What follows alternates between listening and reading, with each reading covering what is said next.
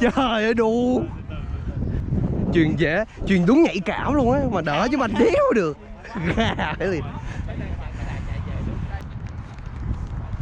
Ôi.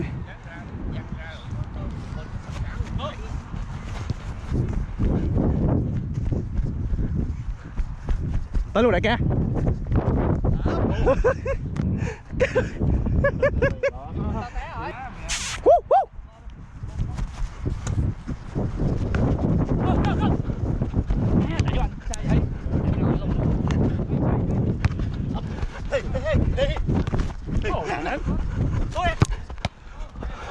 Ôi.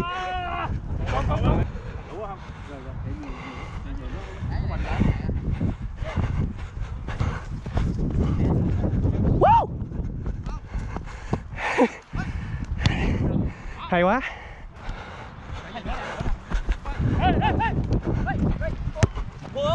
Không sao, không sao. Thoáng hơn kìa.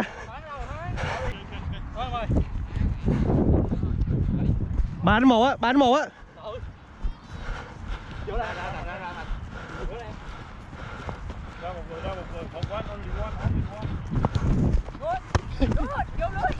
That was easy. Đưa đẹp quá luôn mẹ.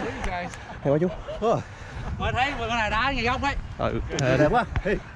Very good man. Đeo này cho nên. Mới thấy này đá ngay góc á, thường đá giữa không à.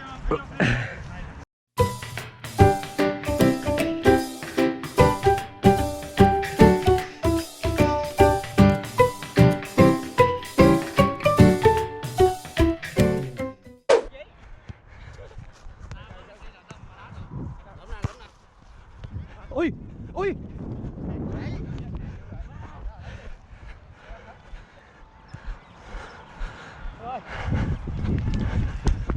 Ui.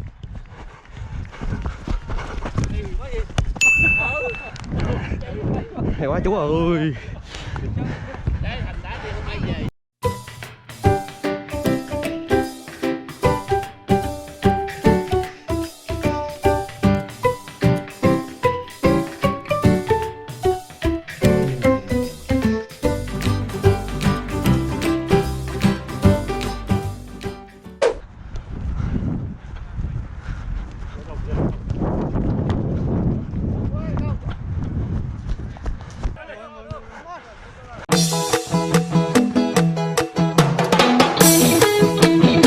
Ôi. Rồi xong. Ôi YouTuber được sắp sửa được nút vàng mà kỳ vậy.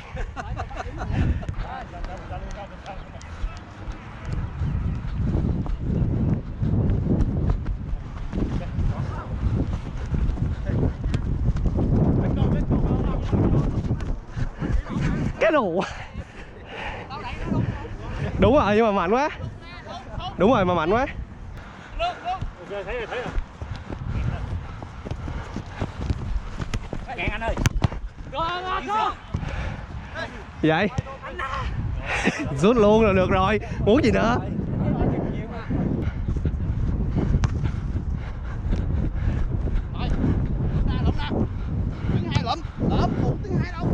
Ô, hey.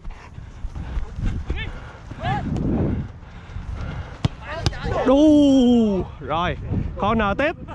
Ủa vậy hả? Ok. Đức nhìn em. Đủ. Hay rồi, hay.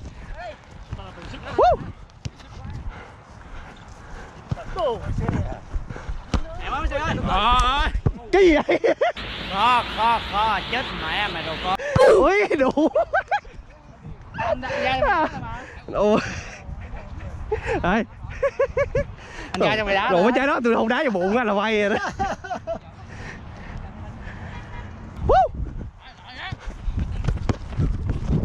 Ôi trời.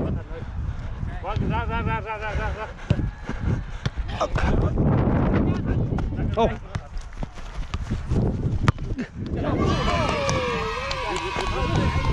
Only you can score man. Cường hay vậy? Hey.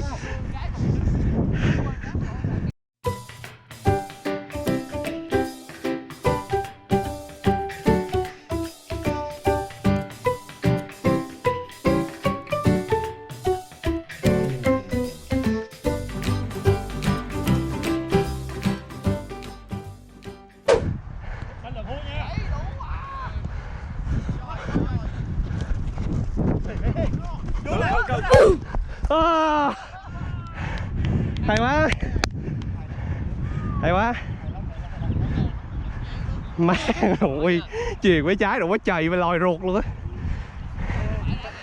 Mấy thằng này giờ bán rẻ bản thân vậy thôi. Hay đi trà sữa hay là xong rồi.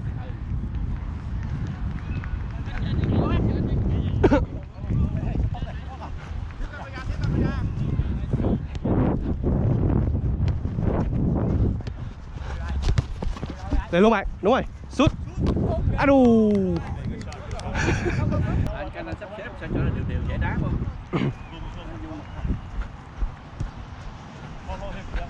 Alo.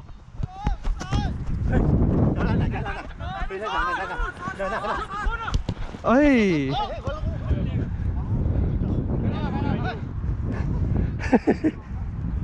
Đây chơi đâu mớm hay không? Nhưng mà chưa hay lắm. Chưa hay lắm, cái đủ quá. Rồi sao nữa? Đúng rồi, đá vô hay. Đã hay lắm thì mẹ đưa đáp rồi Ben. Hay là được 4 ly trà sữa rồi, hay mới được 2 ly. Ok, tới được phiên mình rồi.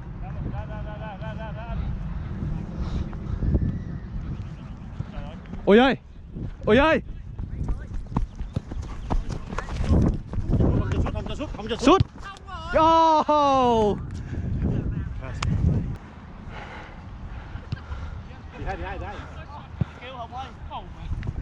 Ôi.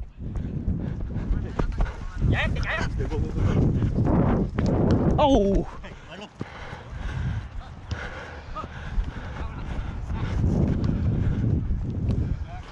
Chơi về.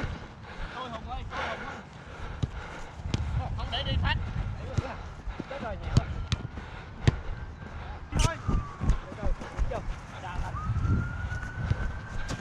Bay. Oh.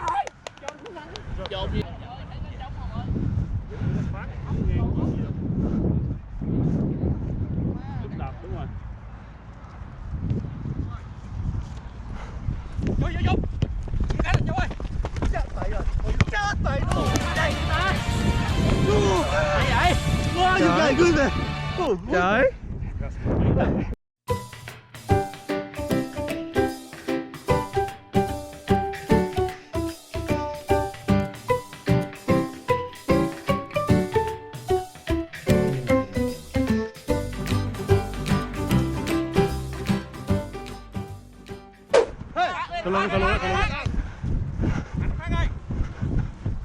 Ơi ơi, cố lên.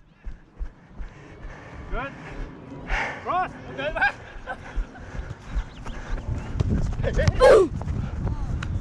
Lên luôn. Hay lắm mày. You almost man. Dạ.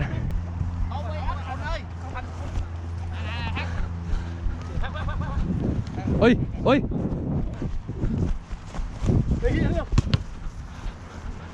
Ok, đá chặt. Quá dày xuống. Không cho xuống. Ôi. Sorry. Má chần chừ. Hay bỏ luôn. Ra.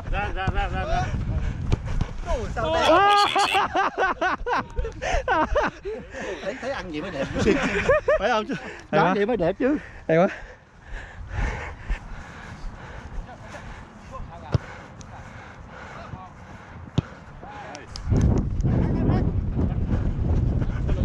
Ui.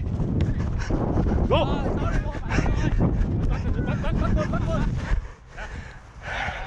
Nhà lại xíu là được rồi.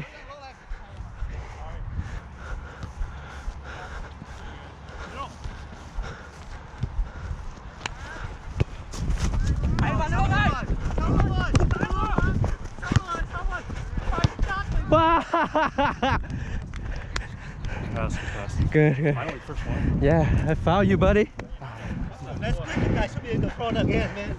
You guys good, man. Very good, go. They am doing good, man. No, đưa quá đẹp luôn á. Nhìn vậy sao chịu nổi.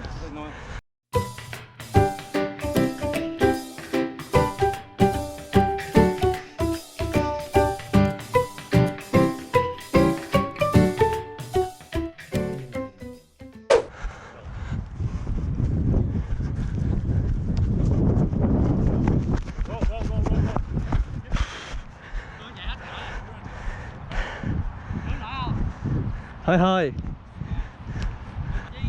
Sức khỏe của mày đủ Làm áo sang hả? Đi gì? Té bơm. Trên thầy rồi. Ra muốn. Em nội. Vô luôn. Oh. I'm here, I'm here. Hai em ơi. Tu má không vậy, giống như cho đi chợ trời. Sao anh? It's okay. Sao sao? It's okay. Thôi đợi. Anh bị đã quen rồi. Dạ. Đừng có để nó sống. Nó sống nó suốt thôi à. Đi đâu? Chú.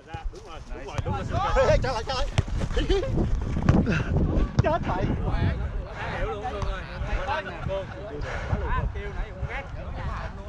Vậy hả?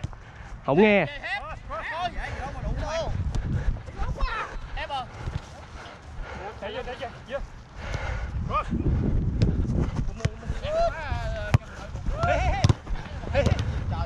Hey, I'm here. Ở đâu? Phao. Tôi năm nay hơn 70 tuổi mà tôi chưa gặp cái trường hợp nào mà nó như thế này cả. Chứ phải tôi đấm cho mấy nhát rồi. Nói thật.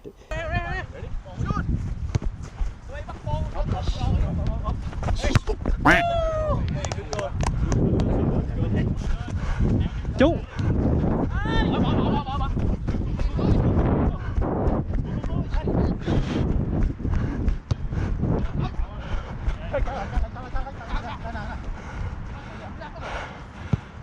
Trời ơi.